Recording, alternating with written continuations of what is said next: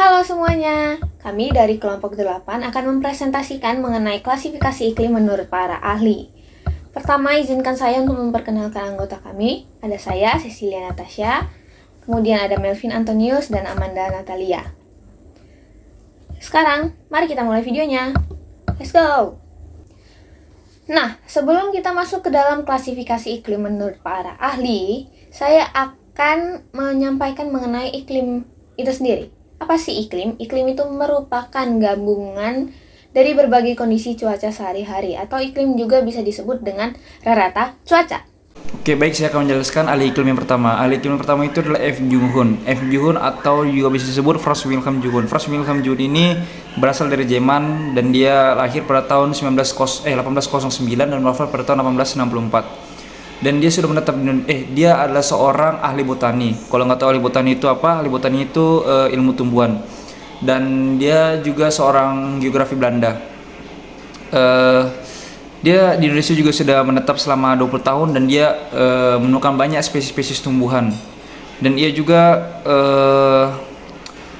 orang yang mengembangkan atau orang yang pertama kali yang mengembangkan peta topografi di Jawa. Dan dia juga banyak meneliti gunung-gunung Merapi dan batu-batuan yang ada di Indonesia. Dan F. Jung juga mengatakan bahwa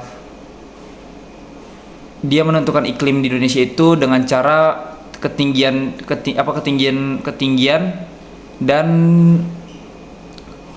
vegetasi tumbuhan yang ada di daerah tersebut.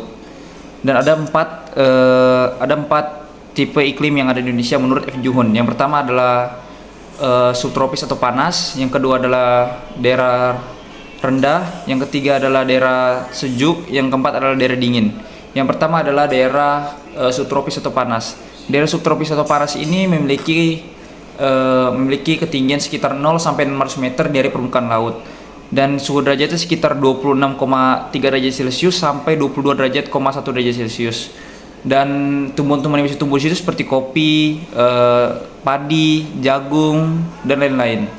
Dan yang kedua itu daerah sedang. Daerah sedang ini memiliki ketinggian sekitar 600 meter sampai 1500 meter dengan suhu derajat sekitar 21,1 derajat Celcius sampai 17,1 derajat Celcius.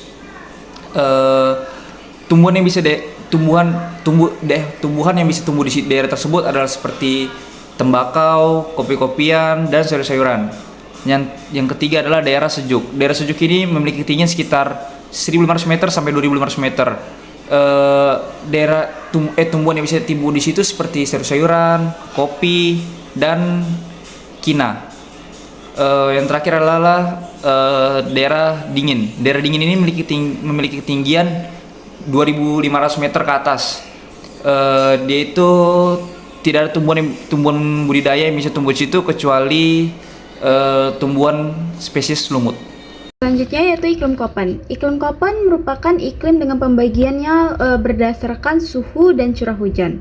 Nah, klasifikasi iklim Köppen ini pertama kali dicetuskan pada tahun 1984 dengan beberapa kali perubahan di tahun 1916 dan 1935. Iklim Köppen ini tuh terbagi menjadi 5, yaitu ada iklim tropis, ada iklim sedang, kering, dingin, dan kutub. Yang pertama ada iklim tropis. Iklim tropis ini dibagi lagi menjadi 3 bagian. Yang pertama ada AF, AM, dan AW. Nah, AF itu iklim tropis basah yang menghasilkan jenis tanaman hutan hujan tropis atau hidrogen di beberapa wilayah di Indonesia, yaitu ada di Sumatera, Kalimantan, Papua, Sulawesi, dan Jawa Barat. Selanjutnya ada AM. AM itu iklim tropis sedang, yaitu menghasilkan jenis tanaman musim atau muson. Contohnya itu jati di beberapa wilayah di Indonesia, yaitu ada di Jawa Tengah dan Jawa Timur. Yang terakhir ada AW. AW itu iklim tropis kering yang menghasilkan jenis tanaman sabana di Nusa Tenggara. Yang kedua atau B yaitu iklim kering. Iklim kering ini merupakan iklim dengan tingkat penguapannya tuh lebih tinggi daripada curah hujan. Maka dari itu di sini tuh untuk persediaan air sangat kurang, bahkan untuk tanaman hidup pun sangat tidak mendukung. Nah, iklim kering ini tuh dibagi menjadi 2 tipe, yaitu ada iklim stepa atau BS dan iklim gurun pasir yaitu BW. Contoh tanamannya yaitu kaktus. Yang ketiga atau C yaitu iklim sedang. Nah, iklim sedang ini merupakan iklim dengan suhu terpanasnya mencapai lebih dari 18 derajat Celcius. Nah, iklim sedang ini dibagi menjadi 3 tipe, yaitu iklim sedang dengan musim panas itu CS, iklim sedang dengan musim dingin yang kering itu CW, dan sedang dengan lembab yaitu CF. Yang keempat atau D yaitu iklim dingin. Iklim dingin merupakan iklim dengan rata-rata suhu terdinginnya mencapai minus 3 derajat Celcius. Nah, iklim dingin ini dibagi lagi menjadi 2 tipe. Yang pertama ada iklim dingin dengan musim panas DW, dan yang terakhir iklim dingin tanpa siang yaitu DF. Yang terakhir itu kutub. Nah, kutub ini merupakan iklim dengan suhu rata-rata terpanasnya mencapai 10 derajat Celcius. Iklim kutub ini dibagi menjadi 2 tipe, yaitu yang pertama ada iklim tundra atau ET dan iklim salju abadi yaitu EF. Selanjutnya saya akan membahas klasifikasi menurut Oldeman. Klasifikasi menurut Oldeman merupakan klasifikasi iklim yang pertama kali dicetuskan pada tahun 1975 oleh seorang ahli bernama Oldeman. Klasifikasi iklim ini awalnya bertujuan untuk klasifikasi lahan pertanian pangan di Indonesia. Jadi para petani menggunakan klasifikasi iklim ini itu untuk menghitung masa panen atau masa tanam padi. Iklim Oldeman ini iklim dengan pembagiannya berdasarkan urutan lamanya bulan basah dan bulan kering. Di sini ada 3 kriteria bulan menurut curah hujan. Yang pertama ada bulan kering. Bulan kering dengan rata-rata curah hujannya itu di bawah 100 mm. Yang kedua ada bulan basah atau BB, rata-rata curah hujannya tuh di atas 200 mm. Yang ketiga yaitu bulan lembab. Nah, bulan lembab ini memiliki rata-rata curah hujannya tuh di antara 100 dengan 200 mm. Adapun 5 jenisnya, yang pertama tipe A bulan basah secara berturut-turut lebih dari 9 kali, tipe B bulan basah secara berturut-turut 7 sampai 9 kali, tipe C bulan basah secara berturut-turut 5 sampai 6 kali, tipe D bulan basah secara berturut-turut 3 sampai 4 kali, dan yang terakhir tipe E bulan basah secara berturut-turut kurang dari 3 kali. Nah, sekarang saya akan menjelaskan mengenai iklim Saint-Schmidt-Ferguson dan iklim matahari. Yang pertama adalah iklim Saint-Schmidt-Ferguson. Pertama-tama, siapa sih Saint-Schmidt-Ferguson ini? Saint-Schmidt-Ferguson ini adalah 2 orang yang berbeda. Pertama, Pak Saint-Schmidt ini adalah guru besar dan pejabat meteorologi dan geofisika di Jakarta. Kalau Bapak Ferguson ini adalah guru besar pengelola hutan Fakultas Pertanian di Universitas Indonesia. Nah, iklim ini itu adalah iklim yang didasarkan pada kriteria bulan basah dan bulan kering. Itu tuh banyak digunakan di perkebunan dan perhutanan. Jadi data penunjang dari iklim ini adalah curah hujan yang terjadi di suatu wilayah, kemudian dikelompokkan menjadi ada 3 kriteria, yaitu bulan basah, bulan lembab, dan bulan kering. Kalau bulan basah itu curah hujannya lebih dari 100 mm, kalau bulan lembab itu 60 sampai 100 mm, kalau bulan kering itu lebih kecil dari 60 mm. Oke, selanjutnya saya akan menjelaskan mengenai tipe-tipe iklim Saint-Schmidt-Ferguson yang ditentukan oleh Q. Nah, Q ini apa sih? Q ini adalah persentase perbandingan rata-rata jumlah bulan kering dan bulan basah. Nih, jadi rata-rata bulan kering per rata-rata bulan basah dikali 100%. Ini ada 8 pengklasifikasian A, B, C, D sampai H nih. Kalau yang A itu 0 sampai 14,3 itu bisa juga disebut dengan sangat basah. Ini itu sangat basah. Basah, agak basah, sedang. Terus yang ini agak kering, ini kering, terus sangat kering, dan luar biasa kering ini. Itu yang 700% ini luar biasa kering.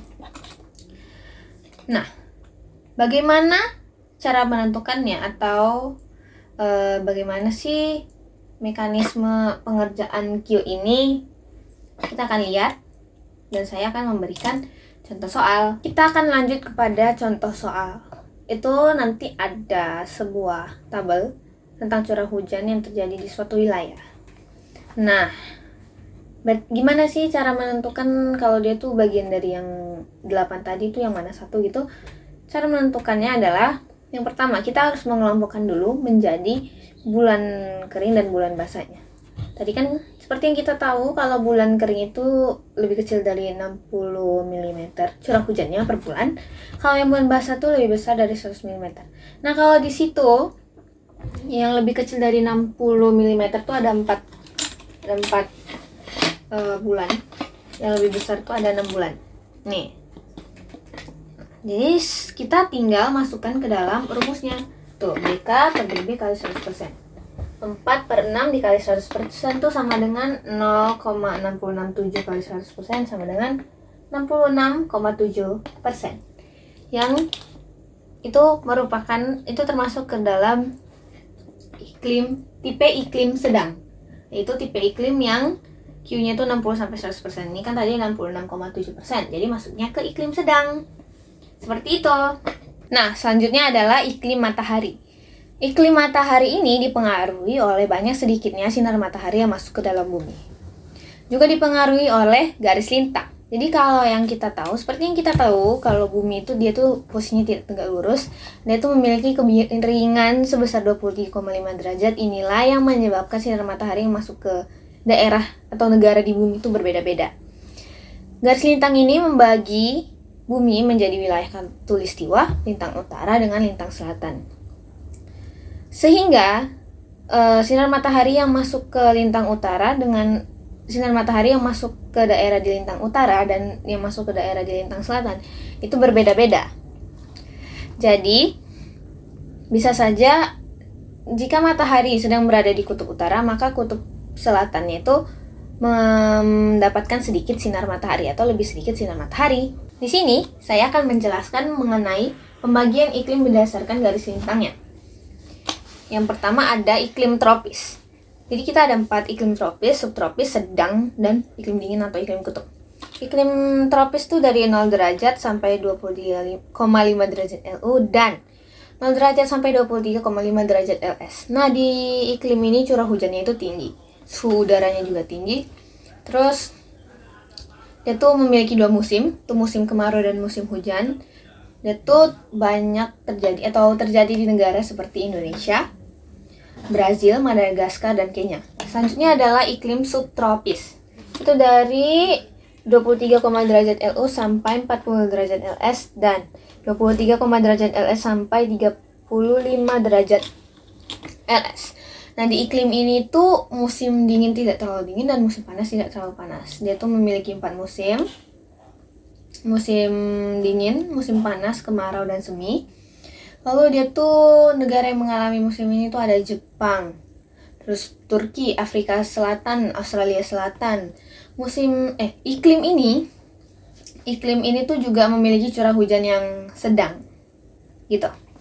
Selanjutnya dari 40 derajat LU sampai 60,5 derajat LU dan 35 derajat LS sampai 66,5 derajat LS itu ada yang namanya iklim sedang. Iklim sedang ini angin bertiup secara berubah-ubah sehingga dapat terjadi badai secara tiba-tiba.